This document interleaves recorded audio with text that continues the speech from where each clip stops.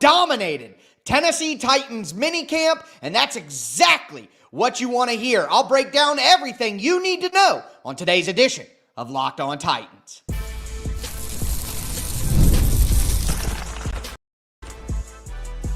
You are Locked On Titans, your daily Tennessee Titans podcast, part of the Locked On Podcast Network, your team every day. Welcome to the Locked On Titans podcast. I am your host, Tyler Rowland. Titans fans, today's edition of the Locked On Titans podcast is brought to you by FanDuel. Right now, new customers can get $200 in bonus bets when your first $5 bet wins. Day one of Tennessee Titans mandatory minicamp is now in the books, and Cam Ward put on a show. I'm going to tell you exactly what he was able to do, why it was so impressive. I'll talk about his rookie receiving options who continue to ball out as well, and Big Jeff back on the field and making a major impression just like you want him to do. Before I dive into all of it, do want to thank you for making Locked On Titans your first listen each and every day. Remember, Monday through Friday, Tennessee Titans content all year round, always for free. Make sure that you get subscribed, stay subscribed. It's your team every day. Speaking of every day, shout out to my everydayers out there tuning in Monday through Friday. Couldn't do it without you guys. If you aren't an everydayer, you need to be one. The Tennessee Titans have 2 more days of mandatory minicamp, and I'm going to be breaking down everything you need to know every single night, including today, where we got to talk about Cam Ward going absolutely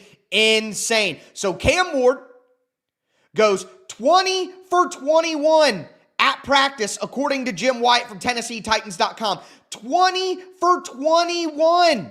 What an elite performance of getting the ball to his receivers, getting it out on time, all of that. Absolutely fantastic stuff. Absolutely great. But what makes the performance even better, than just 20 for 21, you hear that, that's incredible. Cam Ward went 20 for 21, absolutely insane. But the fact that on his 4th throw of the day, in 7-on-7s, Cam Ward threw an interception to Cody Barton. He throws the interception to Cody Barton in 7-on-7, trying to force it into David Martin Robinson across the middle of the field, isn't able to get it in. Interception, it happens. But what do you do after that? How do you bounce back? That's the question. What happens next? Well, after the interception, Cam Ward goes 18 for 18. 18 straight completions after the interception. He goes 14 for 14 during 7-on-7s. Incredible. Absolutely incredible to bounce back. Look, is Cam Ward going to be perfect the entire training camp? Is everything going to go great for him the entire time? Is that ever going to be the case? No. There are going to be mistakes made along the way. This is what we talked about last week. Did Cam Ward have a fantastic practice? Did he have a great start to that practice last week? No. But he was able to bounce back a bunch of completions in a row. And then today, to do what he did today, again, there are going to be issues. There are going to be problems that arise. It's how you bounce back from them. Can you stay poised? And remember, Brian Callahan talked about the mental makeup and how important that is for his quarterback and how important that is. You're looking for the neck up at this position. That's because when bad things happen, are you able to rebound? Are you able to bounce back? And for Cam Ward to throw the pick and then have his best practice as a Tennessee Titan yet. And let me remind you, this is the most intense practice that Cam Ward has been a part of yet either. Mandatory minicamp is a different level. Mandatory minicamp is a total different intensity. Okay? So for Cam Ward to have his best performance, not only in the most intense practice that the Titans have had so far this summer, but to do it after throwing an interception. I mean, 18 of 18 to finish practice, 14 of 14 and 11 on 11s. Look, you could say 7-on-7 is absolutely meant. 7-on-7 is absolutely meant to help the offense. Like that is going to be an offense slanted, offense lean drill forever. But 11 on 11 team, I mean, 11 on 11 team drills, that's very difficult. That is not going to be as slanted to the offense. Now, with no viable pass rush, the quarterback can't get hit, all of that taken into account. Obviously, that's going to be a factor. But nonetheless, rookie quarterback struggles early on, bounces back from last week's showing, biggest practice so far, absolutely dominates. And he was passing the love around, okay? You had Chim DK getting a pass from Cam Ward on an out-breaking route. You have Chigakonkwo on a swing route. You have Gunnar Helm on a seam route. You have Elic Ayomanor on an out route. You have Xavier Restrepo with multiple catches over the middle of the field. You have a completion to Van Jefferson. Like, you're passing it around. Cam Ward is not just locking in on one guy, this guy. It doesn't matter what the circumstances are. Cam Ward is delivering. So again, I have to hammer this home because people always want to rain on the parade, of course. People always want to rain on the parade. But, what if Cam Ward struggled mightily out there? Those same exact people would be lining up right here saying, he's a bust, see, I told you, blah, blah, blah, blah, blah. But when Cam Ward does excellent in practice, lights it up, 20 for 21, 18 straight completions to finish the practice, 14 for 14 in all of his team activities. Like, I'm sorry, am I not supposed to be excited? Am I not supposed to be excited about that? Bull crap. I am going to be hype about that. We should be hype about. So don't let anybody rain on your parade. Are you going to guarantee yourself an all-pro year? Are you guaranteed to be the franchise savior because you had a great practice and mandatory minicamp? Obviously, no. But man, I would much rather hear about Cam Ward slicing and dicing the defense up, connecting to multiple different people, bouncing back from his first interception, and lighting it up. Would I rather hear that all day, every day, twice on Sunday? And hopefully we see a lot of Cam Ward balling out on Sundays as well. But again, so excited. And you add in not only the on-field stuff, not only completing it to all these different receivers, going crazy in practice, but talking trash to Jeffery Simmons.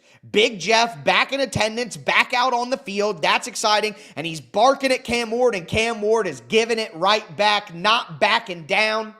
Love to see that. Cam Ward got the most reps by far out there based on the rotations that you see, which is exactly what we were hoping for. Again, does this mean that success is guaranteed? Does this mean that all the rookies will hit and Cam Ward's the savior? And yes, it does. No. All jokes aside, no, it doesn't. But I will take these kind of reports and this sort of progress and him checking every box and Cam Ward doing everything possible. I will take that over the opposite all day. And when you're out on the field and you're barking back at Jeffery Simmons, who has been the dominant alpha in this locker room for years, now you're checking the boxes on the field, you're checking the boxes with your teammates and personality stuff, you're checking the boxes off the field. Again, doesn't guarantee anything, but what more could you ask for from Cam Ward? Are you not entertained? And what I love the most is he is making those connections I was hoping for with his rookie pass catchers, and it's the rookies who are stealing the show. Do want to let you know that today's episode is brought to you by FanDuel Sportsbook. Look, the NBA Finals are in full swing, and every night delivers highlight-worthy performances, major momentum shifts, and can't-miss moments. Whether it's a game-winning shot, a breakout player, there's never been a better time to get in on the action, and FanDuel makes it easy to stay in the game before tip-off and live with player props, performance trends, same-game parlays. Fans have more ways than ever to play smart and win big. Look, I said it before the finals kicked off. I'm rolling with the Oklahoma City Thunder. I'm going to back them with the money line, with the spread. Overall finals win. I think they're going to win. Even after the Pacers got that incredible game one, I still am going to roll with the Oklahoma City Thunder. I think SGA is going to win finals MVP. I'm going to be looking to take his over with points, with assists, all of that. Here's the thing. If you're new to FanDuel, it's the perfect time to sign up. Head to FanDuel.com and place your first $5 bet. If it wins, you're going to get $200 in bonus bets. Make every moment more with FanDuel, official sports betting partner of the NBA.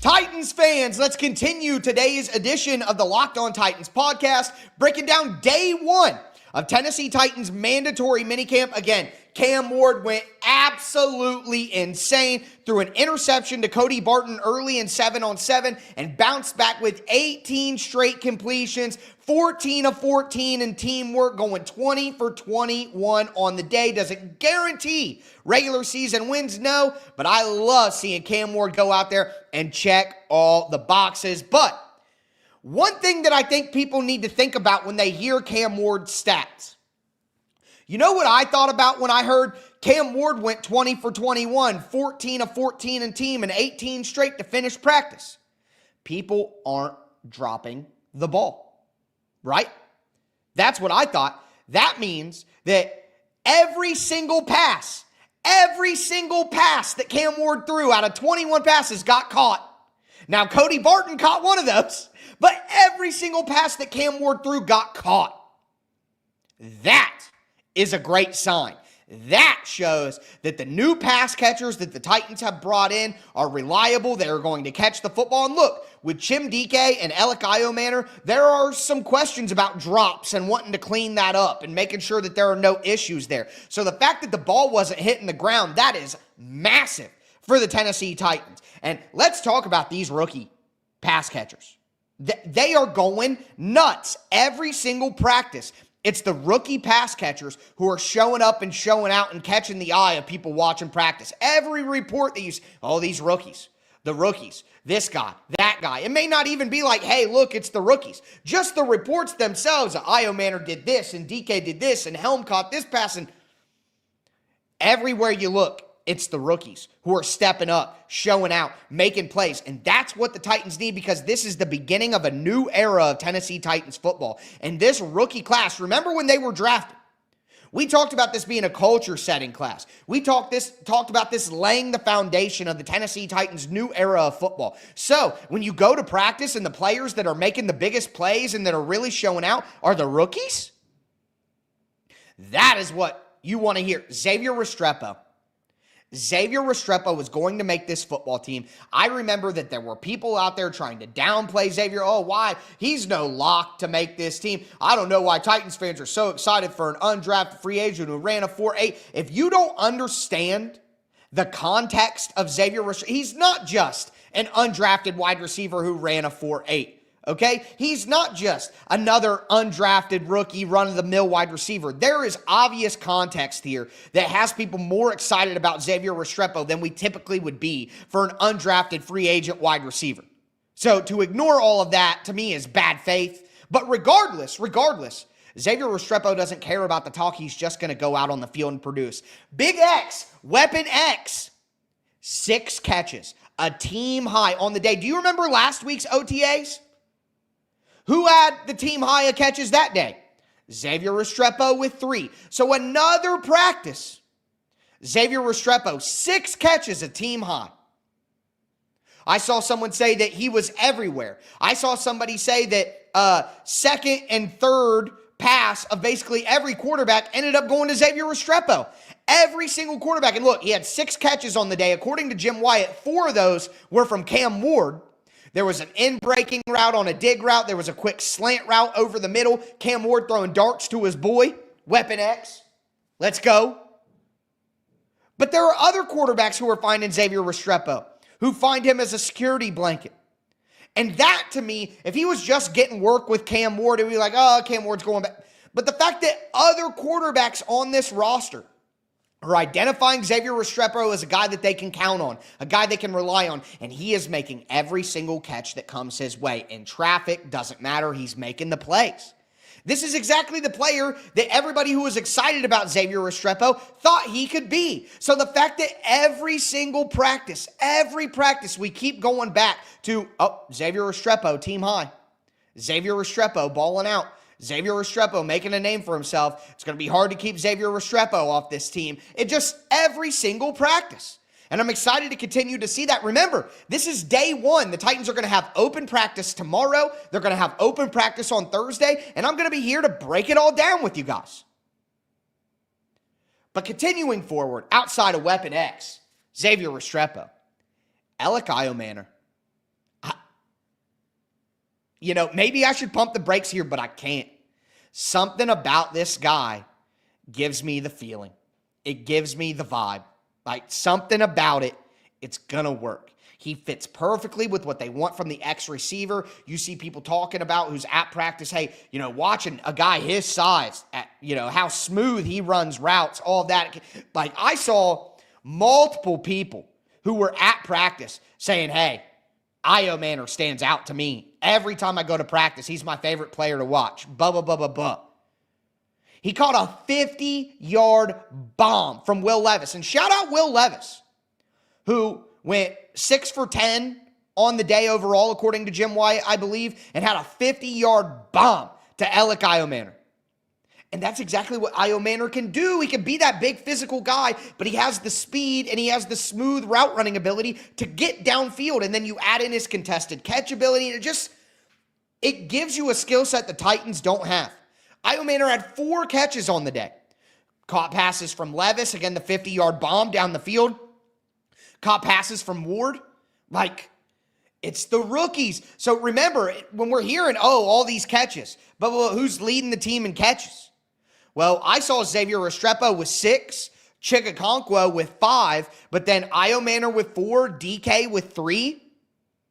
Gunnar Helm had 2. I'll talk about Helm here in a second.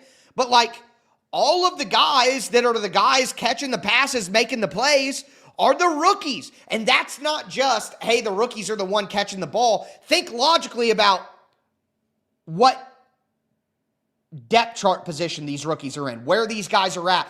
First team, second team, third team offense. Think about that sort of stuff. So if the rookies are the one making all the plays and making all these catches, they obviously are getting run with the guys who are throwing the most, which is Cam Ward and Will Levis, which is first team and second team. So clearly these rookie receiving options are getting opportunities with the first and second team already, which is a great sign about what's to come. Chim DK, again, 3 catches. His speed in the return game, immediate impact. And then Gunnar Helm. I put out a Gunnar Helm film breakdown on the Tic Tac Titans film channel on Tuesday. Gotta go check that out. 26 minutes of just pure Gunnar Helm hype, man. You gotta check it out. But I saw Buck Rising say these other tight ends are gonna have a hard time holding back Gunnar Helm.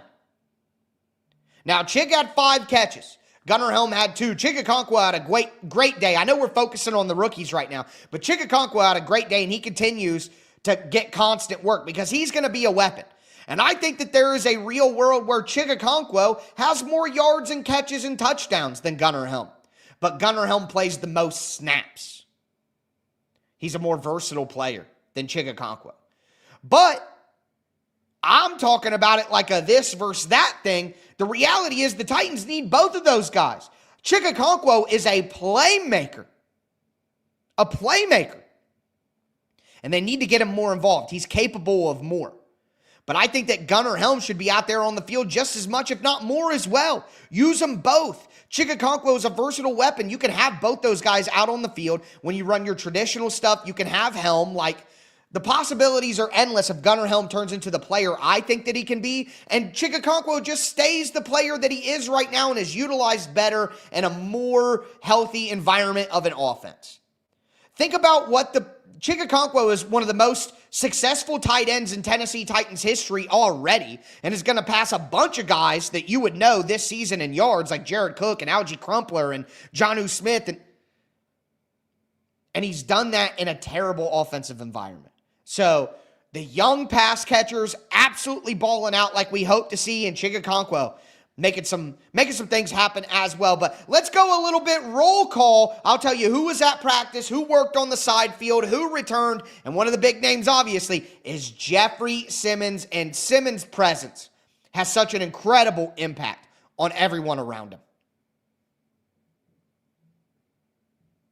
Today's episode is brought to you by Skylight Calendar. Say goodbye to sticky notes, scribbled plans on the fridge, and overlapping calendar invites. The Skylight Calendar is here to bring clarity to the chaos and help families stay organized without the stress. This sleek digital display syncs with your existing calendars like Google, Apple, Outlook, making it simple to track appointments, practices, dinners, reminders, all in one easy-to-see place. Speaking of being easy to see, it's a 15-inch HD screen. It's so easy to see.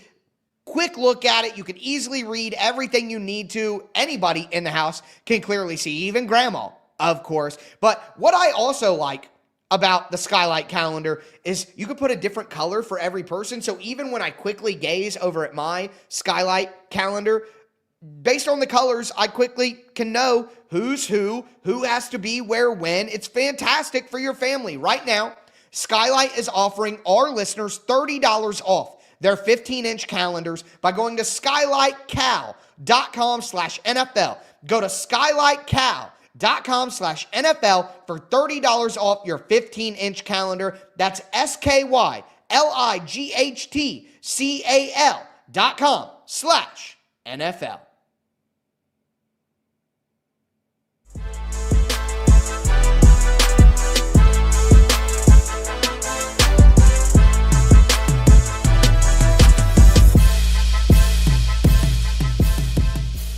Titans fans, let's cap off today's edition of the Locked On Titans podcast, breaking down day one of mandatory minicamp for the Tennessee Titans. Cam Ward goes absolutely crazy. We've talked about that a ton. We talked about who he was throwing the ball to as well, with the rookie receiving options going absolutely crazy with him. But now I want to do a little roll call, update you guys on who was at practice, who wasn't, what's going on, and we got to start with Big Jeff being back out on the field. And again, his presence is bigger than just a good player out on the field. It's so much more important than that, which is why I'm so happy that Big Jeff not only came back for mandatory minicamp after skipping voluntary OTAs, which are voluntary, but that he was out on the field participating, something that Brian Callahan hinted at before in his press conference. He said he'd be out on the field. Didn't say quite how much, with Jeff being a veteran and someone they can rely on, but Jeff was out there making noise, making plays, got a sack on the day as well.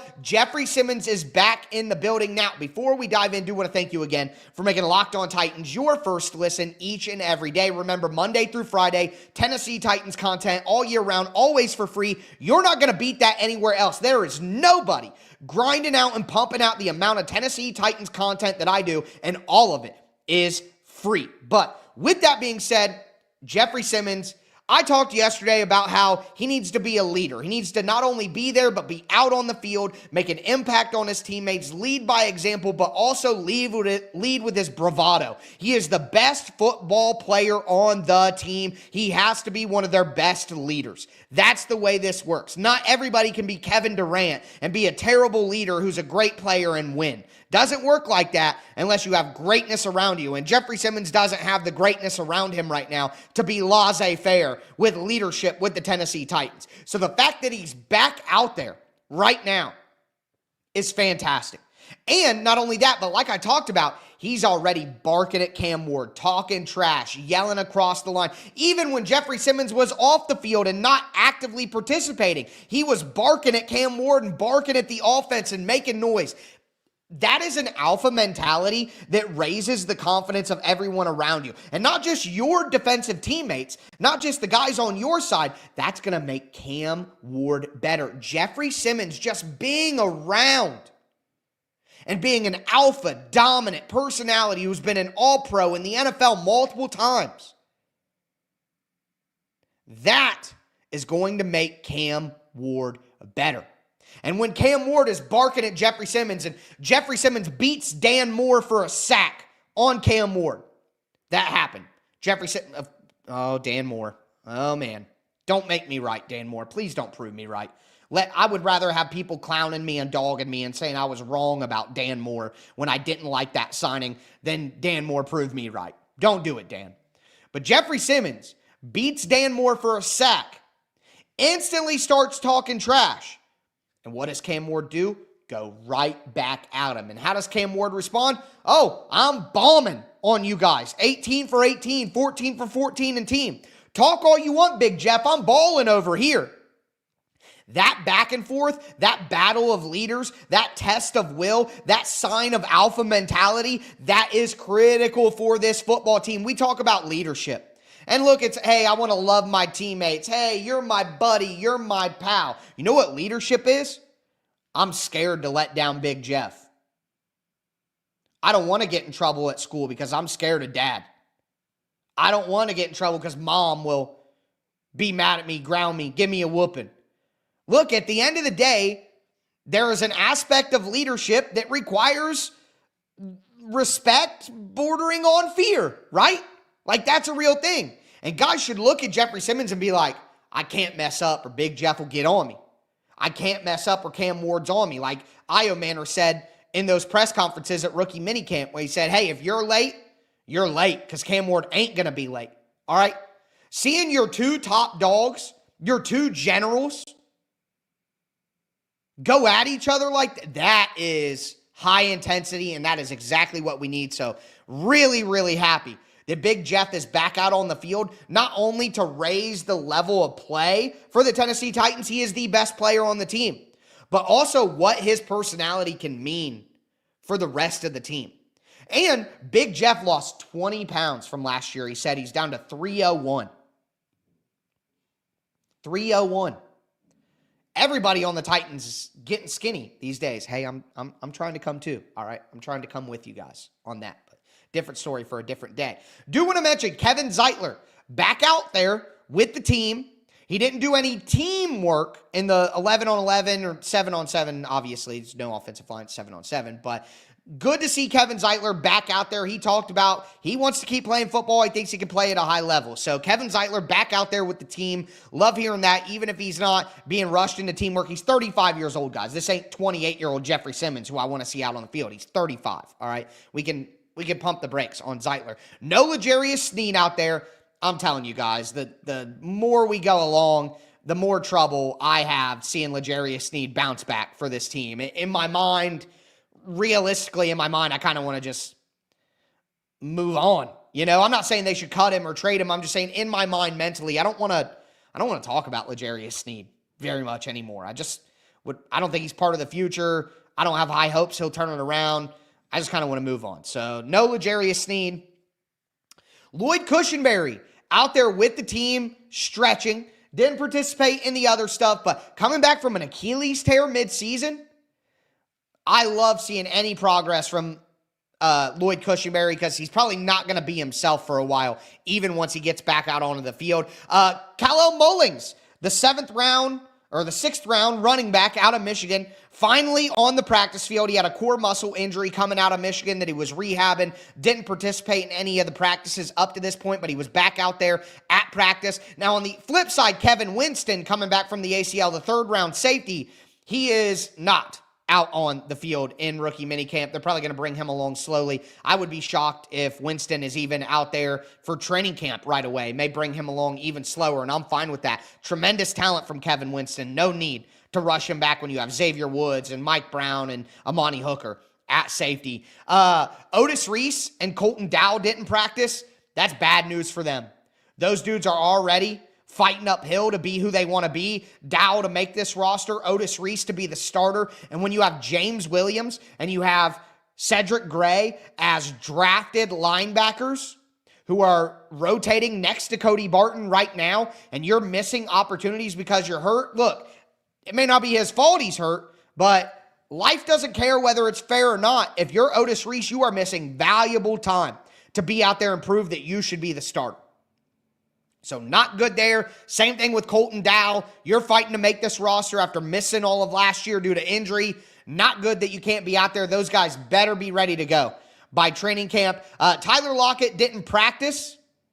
He hit the jugs machine, which is the thing that shoots the football out to you so you can practice catching. And one thing that I hate to say it, but Femi Oladipo did leave practice early. So hope he's back out on the field tomorrow, and it was just a precaution. He's another guy who needs tremendous development. So any time missed is a big detriment to his ability to be helpful in year one. But with that being said, again, back tomorrow to break down tomorrow's practice as well. We're racing to 20,000 subscribers. If you're watching on YouTube right now, hit the subscribe button, man. The content's free. The least you can do is hit a button and help get me to 20,000 subscribers. But again, you're not beating the daily free Tennessee Titans content that I'm putting out covering OTAs on social media, the short reels, my film breakdown on Gunnar Helm. Go check that out on Tic Tac Titans. But, get subscribed, stay subscribed. It's your team every day. With that being said, that's going to do it for me today, though, folks. As always, I am your host, Tyler Rowland, and this was Locked On Titans.